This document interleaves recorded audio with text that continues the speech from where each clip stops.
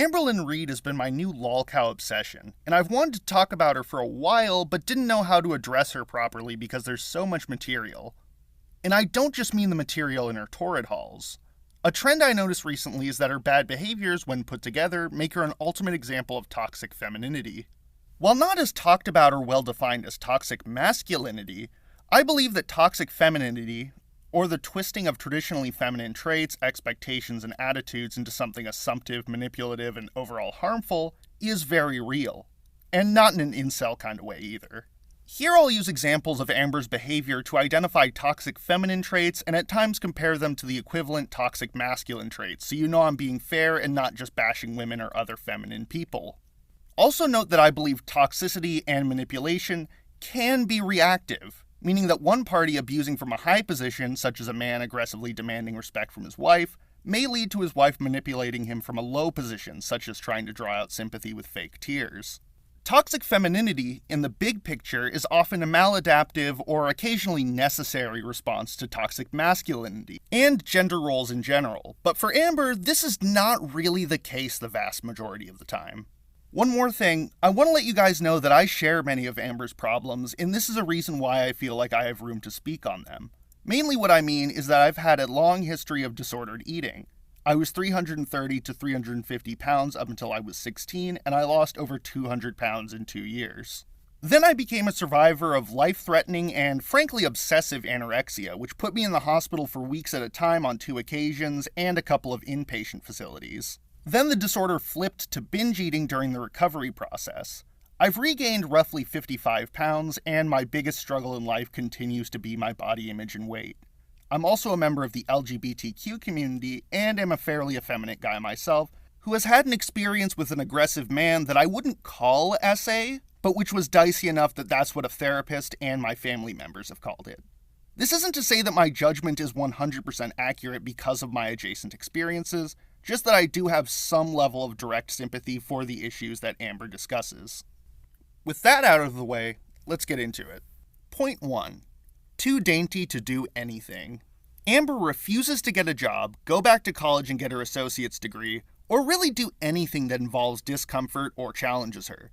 One of my favorite quotes from Berserk, aka The Best Story Ever Told, goes, "Luckily, this world isn't wanting for deathly fires in which to temper oneself." But Amber has used avoidant, parasitic defense mechanisms to keep away from hardships that could cause her to grow as a person. I believe that it's not just out of laziness, but out of a sense that her identity as a dainty girly pop excuses her from any and all work or duties. You see, Amber idealizes youth, especially teenage girlhood, an age range which society tells women is the peak of their lives and which the media targets and puts the most emphasis on. It's also the age range where women haven't had to adopt responsibilities yet and are expected to be coddled. While boys are raised to want to be a king, an older man who has all the power and takes on responsibilities to go along with it, girls are raised not wanting to be a queen, but to be a young Disney princess who has no responsibilities except to be pretty and get married to a man who will take care of her. Amber seems to eternally be a 16-year-old girl in her mind, a peak example being the way that she has lied about people out in public asking her if she's in high school when she was in her mid-30s at the time. This is her correcting reality, or fabricating stories in which something she believes would have been appropriate or deserved actually happened. In this case, it was her being told she appears to be the age which she wishes she still was. To her, it's not like lying about a golden egg dropping from the sky into her backyard where there would be proof that it was true. The lie is about a fleeting comment of which no evidence would be expected, where the reward for her is simply telling other people that it happened. I think that she thinks that if people believe her, then the comment effectively did happen. Back on topic. In her mind, Amber's value lies in being a sort of cherub to take care of and adore instead of an active part of her community or just generally a helpful, supportive, or working person. She's not supposed to enrich the lives of others through any sort of effort or even basic courtesy or respect, but by being someone whose life others enrich, like a child. A great analogy for how this plays out in her romantic life is that of the flower and the gardener. In relationships, ideally partners switch between being the flower and the gardener as needed. But to Amber, she is eternally the flower who must be nurtured, supported, and doted on, and never the gardener who provides emotional aid, encouragement, and, heaven forbid, takes on any burdens for their partner. An example of this is the way that she treated Destiny when she orchestrated the disappearance of their beloved cat. Got scared by a spider and left the door open. Wait, no, when the roommate let the cat out. Yeah, the roommate. In Amber's vlogs, she sits around doing nothing while Destiny creates flyers for the missing cat as though she doesn't even understand that the audience would expect her to help her partner and try to recover their childhood pet. It only gets worse when Destiny is shown in a depressed state over their cat being gone, and Amber barely acknowledges this, let alone provides any emotional support, instead shifting the topic of conversation to her fabulous new couch. Compare this to the way Amber expected Beck to do everything for her, such as playing childish games like Choosy for hours on end, driving her everywhere, facing down the binge monster, being her shoulder to cry on, and even taking care of basic hygiene tasks like wiping her ass for her. So basically, in her narcissistic mind, Amber is so obviously a great person that she doesn't need to provide anything. People will just care for and protect her because she's so great.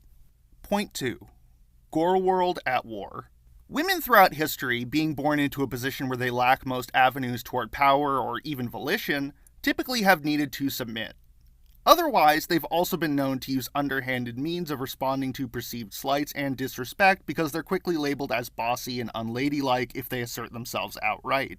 Toxic femininity also tells them to be especially competitive and suspicious of other women because men are thought to be on a lower level of social awareness, while other women who have been sort of playing the same game all their lives are thought to be experienced in the arts of manipulation and attacks that are not made face to face, or are not without plausible deniability in terms of intent. With that in mind, Amber's conflict resolution style is an especially selfish version of the way an immature woman may try to attack someone, counterattack them, or get what she wants. In an order of operations that sometimes resembles the Force continuum, Amber will be passive-aggressive and make indirect jabs, twist the confrontation to make herself out to be a victim, or launch into hysterics. For the first one, to save face and not seem like an aggressor, she makes somewhat vague but abrasive comments that can be denied as being intentionally harmful, so that the other person isn't 100% justified in counterattacking. Or she expresses dissatisfaction in a drive-by manner, closing herself off or running away from an opportunity for the other person to have a meta-conversation about her attitude or feelings. An example of deniable slights is when Amber recorded her partner Beck as they showed Amber a sim avatar of themselves. And Amber then relayed to the camera that they had told Amber the sim was their dream self.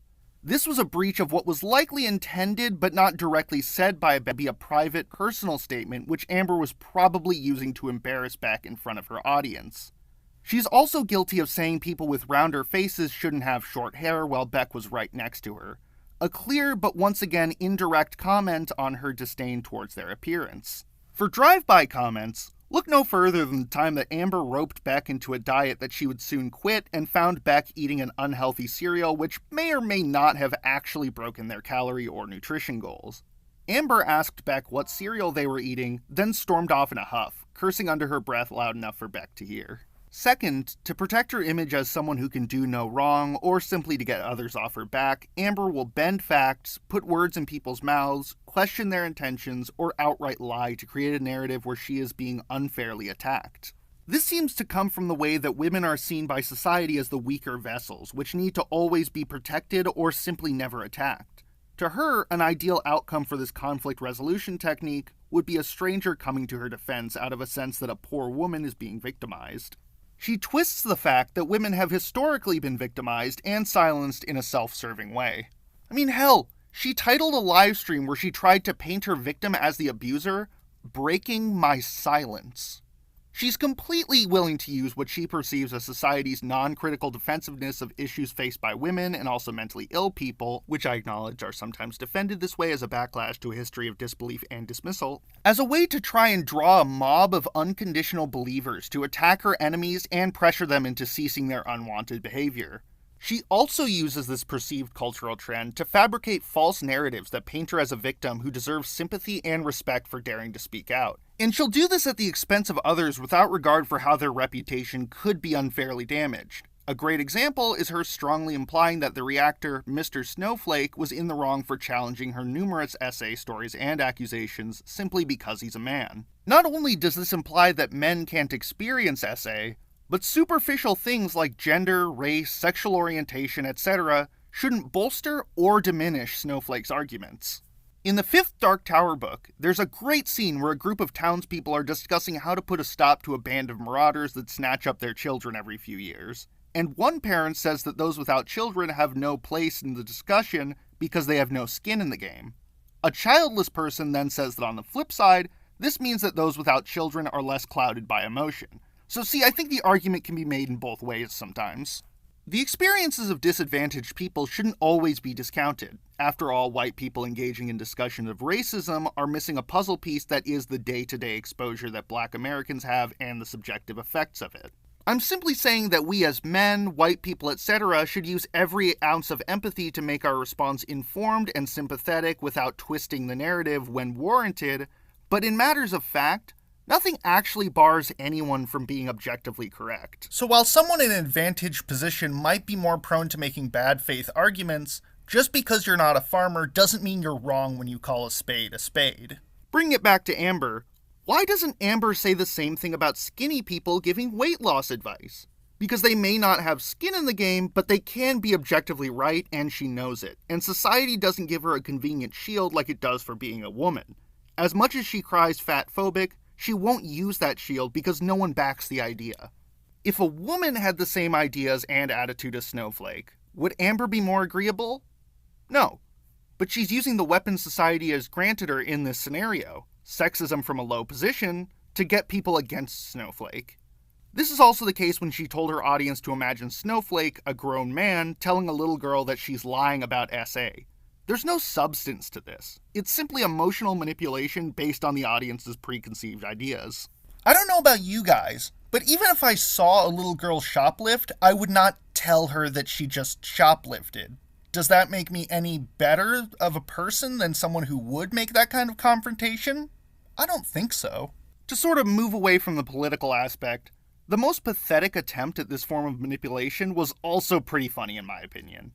Early in Amber's YouTube career, she started to get hate, and in a very casual tone she said that her hate comments made her ask herself if it was worth living anymore. So it was suicide baiting in the least motivated, least emotionally charged, most unbelievable way possible. It's like she just read the first couple paragraphs of the suicide Wikipedia page to get an idea of what thoughts motivated, then turned on the camera. Third and finally, hysterics in Amber's case usually function like a baby's fits. She isn't able to reason on an adult level, so to get her way she cries and screams to make an environment where people want to blow their fucking heads off until they do what she wants. Key example, another suicide threat, the Mountain Dew Code Red incident.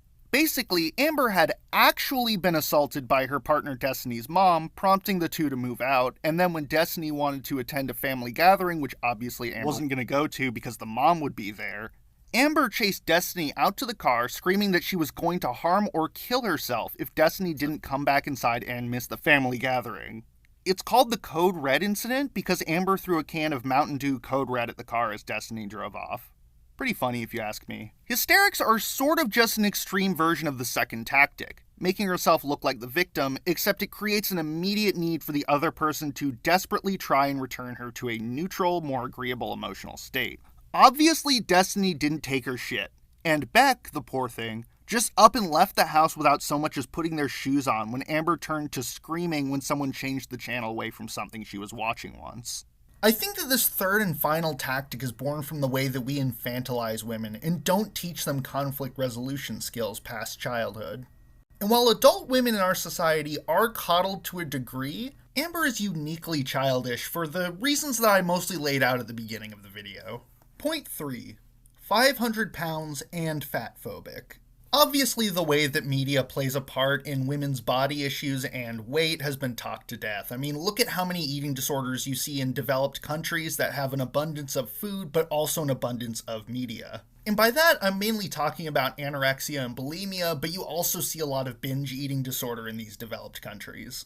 And while I don't believe in the health at every size approach necessarily, I do believe that there is a level of neuroticism about one's weight if they're overweight that becomes unhealthy. But Amber, being a narcissist, hasn't learned to hate herself because of her weight. She's learned to hate other people because of their weight.